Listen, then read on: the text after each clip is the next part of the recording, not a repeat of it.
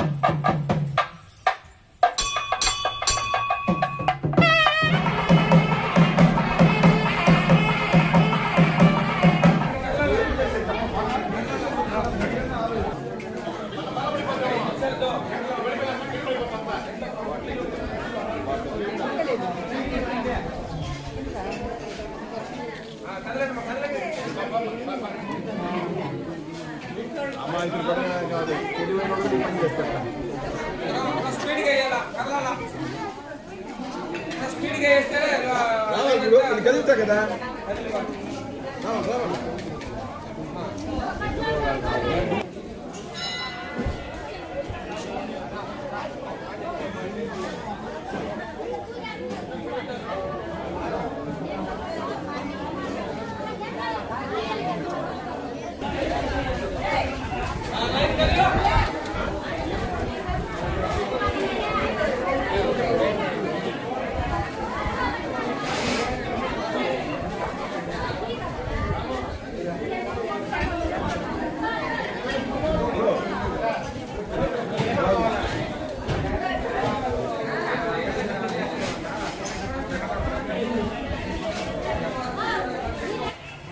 Okay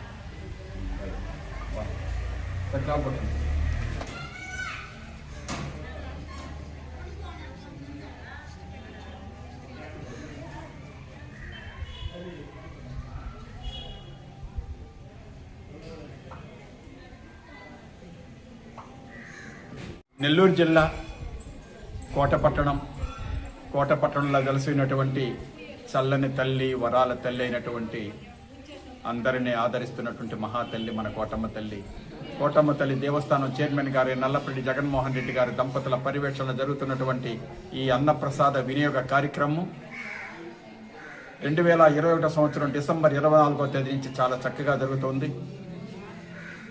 ఈనాటి దాతలు కోట వాస్తవులైనటువంటి కొరసపాటి అప్పారావు గారి వర్ధంతి సందర్భముగా వారి శ్రీమతి నాగశ్రీ గారు ఈ కార్యక్రమాన్ని ఏర్పాటు చేశారు. ఈరోజు కొన్ని వందల మంది ఈ మహాప్రసాదాన్ని స్వీకరించారు. కావున అందరూ కూడా ఆయురారోగ్యాలతో, అష్టైశ్వర్యాలతో, భోగభాగ్యాలతో ఆనందంగా ఉంటూ కోటమ్మ తల్లి ఆశీర్వాదంతో ఇట్లాంటి కార్యక్రమాలు తోడ్పాటు అందజేస్తున్నటువంటి దాతలు నిజంగా భగవంతుళ్ళే. ఎందువల్లంటే ఆకలి కొన్న వాళ్ళకి అన్నం పెడితే దానిలో ఉన్నటువంటి పుణ్యం, పరమార్థం, అది ఆ రహస్యం కూడా విషయం తెలుసుకొని ఈ కార్యక్రమాలు చేతినిస్తున్నారు. అందువల్ల మనం ఎంత డబ్బు సంపాదించినా, ఎన్ని వేల కోట్లు వచ్చినా, ఎంత వందల ఎకరాలు ఉన్నా కూడా అన్నంలో ఉన్నటువంటి తృప్తి దేంట్లో ఉండదు. దాచి పెట్టింది మటుకు మంద కాదు, ఒకరికి పెట్టిందే మంది. అందువల్ల ఇట్లాంటి సేవా కార్యక్రమాలకి తోడ్పాటు అందజేస్తే అంతకన్నటువంటి పుణ్యం ఎక్కడా దొరకదు. అందువల్ల ప్రతి ఇంటి వారు ఇట్లాంటి కార్యక్రమాల్లో పాల్గొని చేయూతనిచ్చి అమ్మవారి ఆశీస్సులు పొంది వాళ్ళ కుటుంబం, వంశం అన్నీ కూడా తప్పకుండా అభివృద్ధిలోకి వస్తాయి. కావున అందరూ కూడా ఇట్లాంటి సేవా కార్యక్రమాలు చేసిన వాళ్ళని మనస్ఫూర్తిగా కోటమ్మ తల్లిని ప్రార్థన చేస్తూ జై కోటమ్మ తల్లి.